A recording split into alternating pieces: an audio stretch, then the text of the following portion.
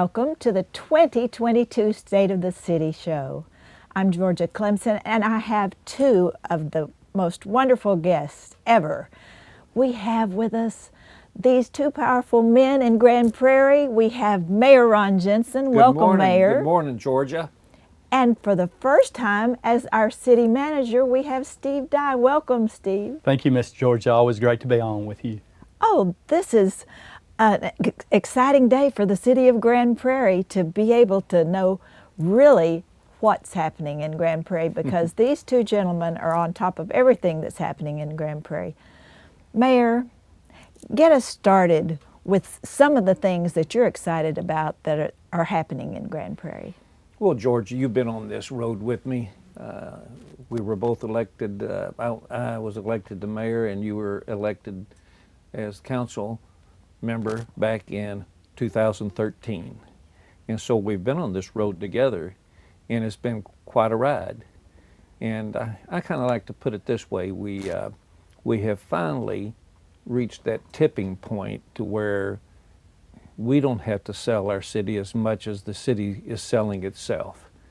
We know early on people didn't think about coming to Grand Prairie, investing in Grand Prairie, but once we jump-started it with the Epic Waters, Playground Adventures, things started developing along, IKEA came, then we reached a tipping point to where other businesses were looking at the numbers and realized, yes, it's a good place to invest, and we've reached that tipping point because there's a lot of growth going along 161 and more to come. Mayor, you know, that's a good position to be in as a city, isn't it? It is. We fought, clawed, struggled, paid to get our name out there and to get people here. And it's finally paying off. We still have great relationships with our neighboring cities. I don't want to take anything away from them. We would not be who we are if we weren't neighbors of Arlington, Dallas, and Fort Worth. So we're blessed to be positioned where we are. But it's our time to get some things we haven't received and hadn't been able to have in the past. It is. What a great feeling that is to be in that position. And Mayor, as I look at it through as you mentioned, the past 8 years or so, our state of the city has gotten better each year, hasn't it? Well, I've had fun with all of them, but yes, the things we've been able to announce and the things we've been able to look at and still maintain a great quality of life. Our police department, our fire department, streets, everything. Our police continue to be able to reduce crime. Our fire department continue to hit the gold standard. So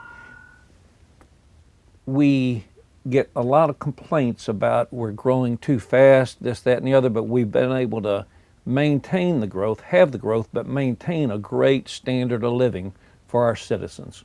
Yes, and that is a blessing indeed. And Steve Dye, in your new position as city manager, how do you find the state of the city from your perspective? Well, thank you. You know, I got here in 2011. I really wanted to be part of transforming the police department to create that foundation of safety. You know, economic development doesn't come without a safe city, and we now have one of the safest large cities in the country. I just love working with you all as a council and the mayor. Our visions really align. We, as the mayor said, we really wanted to create that first-tier suburb, and I believe we're there now. We're getting a lot of calls in our economic development department every day about what they can do to come to Grand Prairie to open a business. I think it's great for our citizens who previously had to drive to other cities to get some of these offerings that we now have in Grand Prairie. And so I think, you know, my job is to continue to help attract and retain this great economic development, help that to continue to grow, while equally focusing on the redevelopment in the older parts of our city. We don't want to make them feel like they're not being cared for just because we're getting a lot of new things. So I think that balance is going to be really exciting moving forward, and I think we have a very unified plan with council and staff to get that done. Yes, and your staff is outstanding, correct? Yes, ma'am. I always say the most important asset of any organization are its people, and I couldn't ask for a better team. you all acknowledge the greatness of our staff on a regular basis. Tonight, as a matter of fact, we're having our employee awards banquet, and that makes us motivated to come in every day to work for a city that really appreciates its city workers and its staff. You know, that's not common in every city. We're seen, we're very revered by our public, but we also take pride in being highly responsive to our citizens. You know, you can't get on the phone and call other levels of government and get a person on the phone to help you immediately, but here at the city you can. You know, hopefully we anticipate problems, but when one arises, we want to be highly responsive and very approachable and very easy to get a hold of to help our citizens. We love serving this great city. We do, and we love giving world-class service to our citizens. Mayor, I know you have a lot of responsibility as mayor, of course, and there are some jobs that you enjoy more than others being mayor. Tell us some of the things that you really enjoy as mayor of Grand Prairie. Well, of course, my number one thing I enjoy is going to elementary schools. Those kids, they see me as their grandpa. Doesn't matter how old they are, it doesn't matter. It just, I'm there, they will crawl all over me. They are so excited. And I tell people that if you're ever having a bad day, find an elementary school. Yes. And go into a second grade class. They ask great questions. But Rebecca and I were also just talking in general last night. We were watching American Idol and then watched the Mavs, and she just paused the TV and said, "Baby, it's so nice when we go out that people we do not know come up to us, say, Mayor, how are you doing? How's your job? We so appreciate what you've done for our city." I can't tell you what that means to Rebecca and I, because we get it everywhere we go. We were walking down the aisle at Tom Thumb yesterday, and a lady we did not know knew us, said, "Hey, Mayor, how are you doing?" It just makes me feel so good that they feel like we're approachable. So there's a lot of fun things that we work on, develop, and things like that, but the people, having connection with the people, being able to visit with the people, that's what really makes me tick. Yes, that's the bottom line, isn't Yes. it? Those connections with the people. And also, as mayor, you have some very difficult things to do. What are some of the hardest things you've had to do as a mayor? I've been asked that question before, and as my tenure as mayor, I think Steve would agree with this. The turmoil that we went through a few years ago with Black Lives Matter put pressure on all of us. It raised the awareness. It made us get out and work. We had already been working with the black community and the minority communities, but we saw where maybe we hadn't done as much as we should have. All of us need to do more, but that was kind of a serious part of being mayor. There were some sleepless nights. When A.J. Castaneda was killed, that was a tough time. So those national issues that affect our city, those local issues that when you lose somebody, the local issues when we have issues, just those are the things that keep a mayor up at night, is the worry about your team. Not only that, but the perception of your citizens, how they perceive us as a government, us as a city. Are we caring? Do we do the right thing? So development issues, you know, you're going to get some, you're going to lose some. I don't lose sleep over those. I lose sleep over how people feel about me, you, him, our city as a whole, our police and fire. That's what I worry the most about. That perception is very important. It is. To us, to our citizens, and to the whole Metroplex. Mm-hmm. Well, from that point, let's just move on to what our viewers always want to know: what's happening in Grand Prairie, what's the latest and greatest as far as economic development, and especially restaurants. So what do you have for us, Mayor, that you can share? Well, I can't share everything, but I can share that Roses is coming. They're across the street from Canes. Everybody, well, where's it coming? Across the street from Canes. Well, that's a gas drilling site. Well, it is, but the gas drilling site's off the corner. So the hard corner there will be a Rosa's. Hobby Lobby is not a restaurant, but I tell you, I had more positive feedback on my Facebook post about Hobby Lobby than ever on anything. Wow. And of course, we're having a Dutch Brothers being built, and a Salad and Go, and a Ricky's Hot Chicken that have already been approved and are breaking ground soon. Ricky's Hot Chicken will be the first hot chicken in Grand Prairie. I think Ricky's is a Memphis Hot Chicken. There's Nashville Hot and Memphis Hot. Both of them are delicious. And then there at the Epic, we've already opened Chicken and Pickle. Georgia, you would agree with me.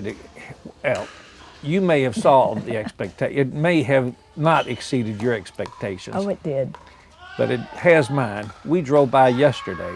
There wasn't hardly a parking space in the lot. 77,000 square feet, 7,000 square feet of open air things to do outside. Then right next door to it, we're going to be opening Loop 9 Barbecue, Vedora, Finch, Serious Pizza, Poached, a lot of restaurants. You'll be able to go there. See, a lot of people like to just go and figure out where they're going to go once they get there. We've never had that choice. I remember when Olive Garden first opened, and I talked to the manager about after she'd been open 2 months. She said, "Mayor, we need more restaurants." See, restaurants like more restaurants. Car dealers, why are all the car dealers lined up on I-20?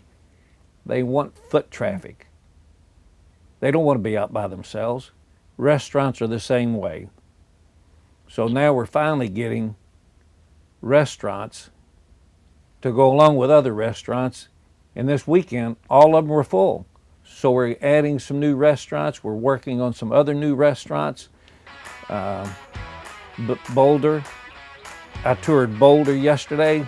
It looks bigger once you're inside. That thing's 300 by 200. 300 feet by 220 feet, actually. And it doesn't look that big until you get inside. I was inside it yesterday. It got blown up this week. In other words, filled up with the air. Yes. Boulder Adventure Park, we're working on some other amusement type assets, development for our city. And if they come, we'll be one of the highest ranking entertainment spots in the DFW area. So just a lot of things in the works. We worked real hard to try to get them to allow me to announce them this week, but we're a little bit further. They're not as far along as we want them to be, and they're not ready to for me to announce yet. But you'll know who it is and what it is when we get to announce it. And that's exciting. Yes, it is. So many more things to reveal and enjoy. And before we go, leave that. Yes, sir.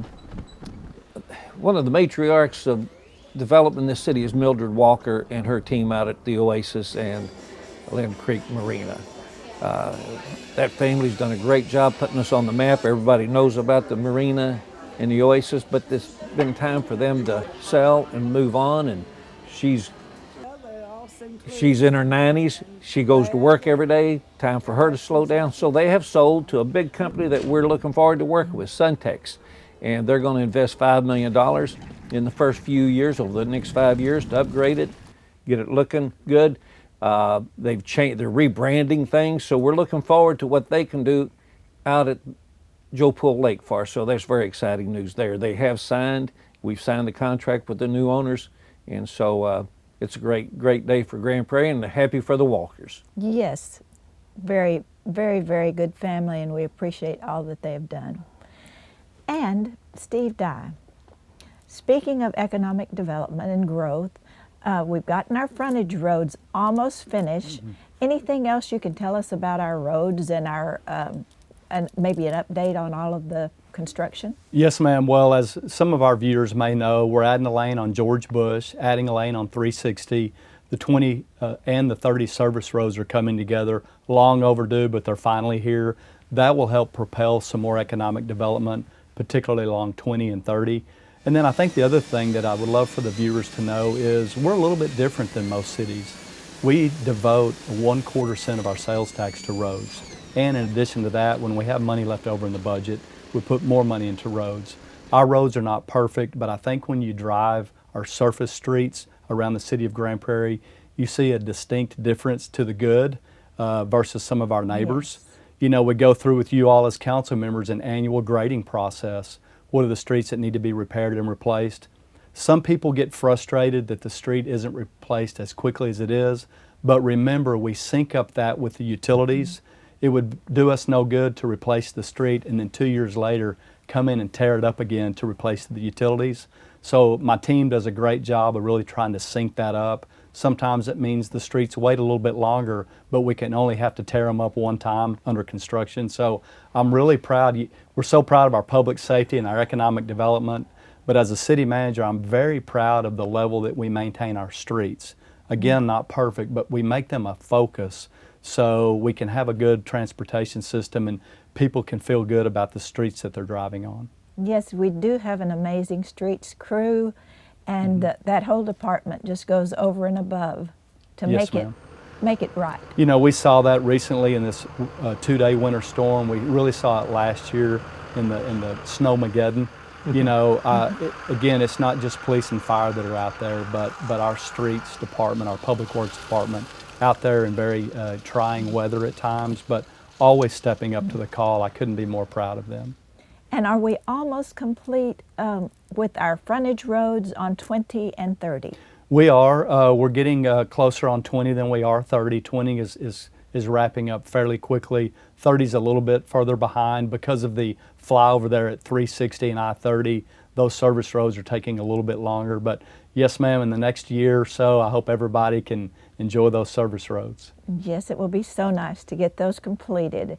And it does make a difference in our economic development. So It that's does. great. We've got that, as you know, that vacant land on the freeways that just sat vacant for so long because people really couldn't access them. So that really will open up some opportunities for us along both of those major corridors. Well, as far as your role as mayor, do you have any priorities for the coming year? Well, as Steve and you know, we've gelled as a new council. You know, we've got. But we need volunteers. If you go back Our city manager to 2013, you and I are the only two left. Some city We're all new employee awards since this May past- of just last night. 2013. So We met in our Well, it does briefing, take a little bit of work to get us went all over the working consent together, agenda, and that's asked part the of the chairpersons of responsibilities of the mayor to make sure everybody fits in, feels like they're having their voice heard. And I think we've done a great job with that along with city staff. So part of my job is to continue that. We've got to keep, because when we work together, we can accomplish more. Do we have to agree on everything? No. As if you came to council members, you'd find out that, as Copeland said after the council meeting the other night, you would have thought we were going to vote 9-0 on one of the motions, but the collective wisdom, everybody putting their input in, tweaking the motion. By the time we put a motion on the floor, everybody agreed with it because we worked real hard on tweaking it. So that's one of my major roles, is to keep us going down the path together. We still want to make every citizen of Grand Prairie, you know, we all know we're a very, very diverse city, very diverse. And it's my role, mainly my role as the mayor, I'm not the only one, but to make everybody in the city feel part of the city, welcome and a part. So that's one of my major goals, is to continue to make everybody feel welcome, a part, and that they have a voice. And Mayor, you do an excellent job of that, I must say, with our citizens, with our staff, and with our council. You are an expert in that. That's a gift, and we appreciate how you do that. And I also appreciate how you keep our meetings moving. Well, that can be tricky. You don't want to, you want to give people the amount of time they need, but sometimes, especially during comments from the citizens, they get off subject. Now, I can't interrupt them where there's citizen comments. They can talk about anything they want to, but when they're speaking on a particular item, I try to keep them focused on that item and get them to the point without shutting them down. So that it has to be respectful. But come on, folks, you're speaking on this item. Don't go chasing a rabbit down another rabbit hole while you're there.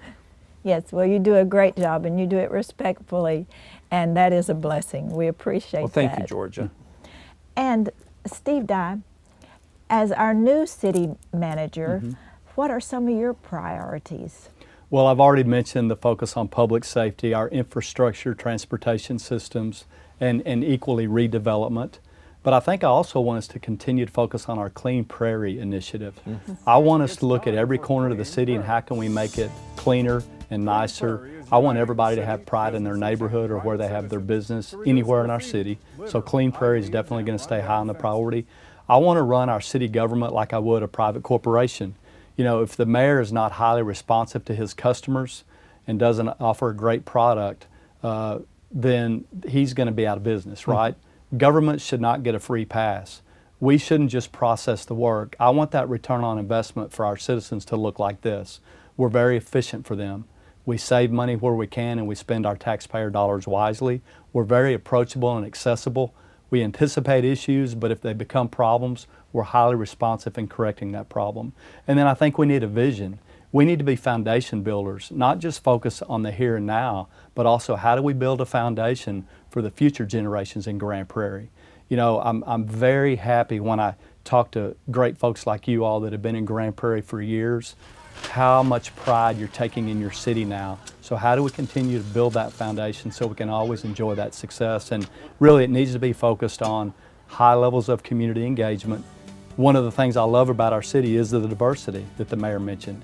It's just a joy to see diversity work so well like it does in our city. Continue to focus on diversity internally and externally, engage with those citizens, and be highly responsive because as the mayor mentioned, at the end of the day, we want everybody to enjoy the same high quality of life. It shouldn't just be for some neighborhoods or some businesses, it should be for all of us. So that's a lot of work. That doesn't come easy, but if we treat every interaction with dignity and respect with our citizens and we listen to you all as the policymakers and we carry out that mission, then I think we can continue to accomplish some really great things as we've seen in the past few years.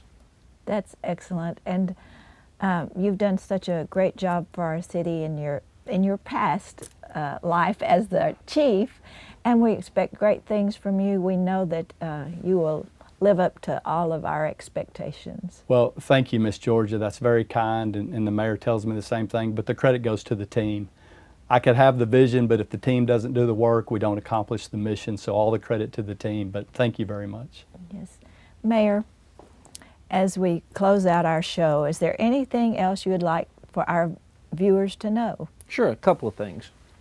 I can't take credit for this quote, but it's something I try to live by. People won't remember what I say or what I do, but they will remember how I make them feel.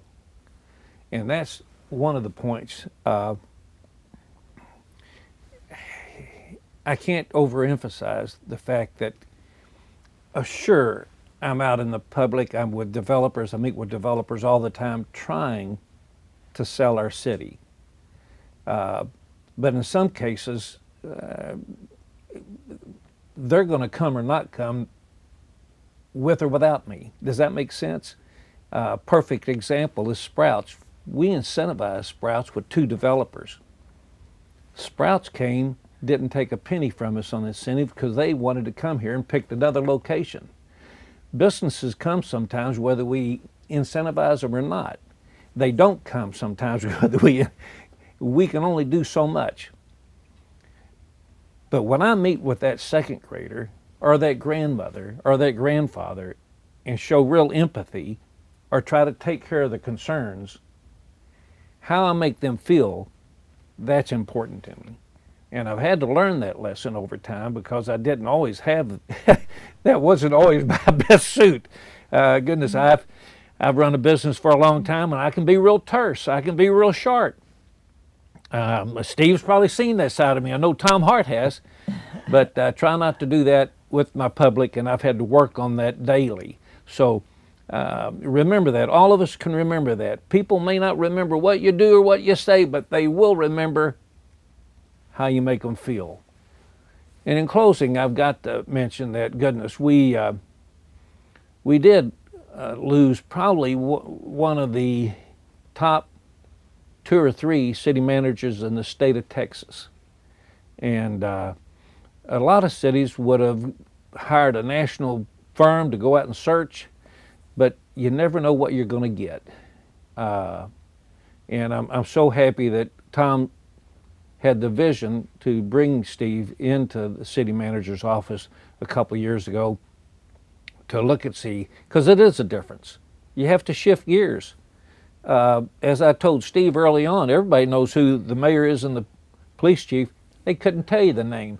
Nobody knows the name of the city manager in Dallas, but they damn sure know the city manager, the police chief. So it's a different role for him, and he's accepted that role very well. The other position that had great impact on who we are as a city was replacing him as police chief. And I think we nailed that right on with Daniel Cessny. That's not an easy position. In my opinion, taking nothing away from Steve, I feel like the police chief's the hardest job in any city. My feelings. That's a tough job. And so I think we got it right. Daniel's doing a great job. Chief Fight's doing a great job. Gabe, everybody, all of our directors are. It's just that the police is out there in front. They're the ones. Gabe's never on TV.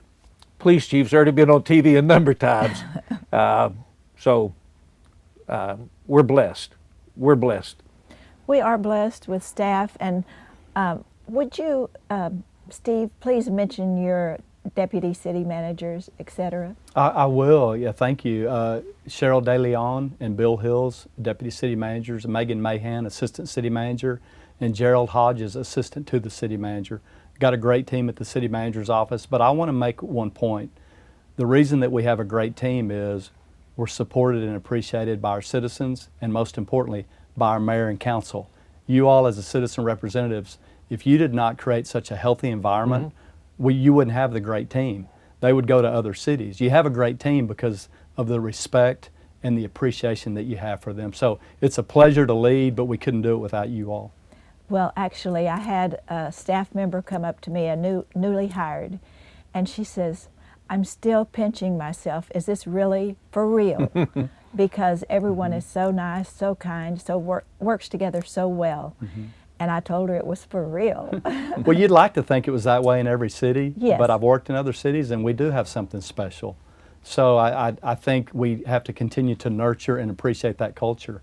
And it does really take a team, so thank you. It does, and from a personal standpoint, it takes a team of supportive family, spouses, as well for us to do our jobs well. Absolutely. And I wouldn't be doing this without Rebecca's blessing. Go. You wouldn't without Dan's. That's right. Amen. And Mimi. Amen. She is the strength behind everything that I do. Yes. She's happy he's city manager. Yes, I bet Now, she is. supported him 100% while he was police chief. Let's make no bones about that, but It's different. it's different. I think he would agree. It's a little tougher. I hope he doesn't get as many calls during the night as city manager. As he did as chief, yes. Tom didn't as many as he did, but they roles were so.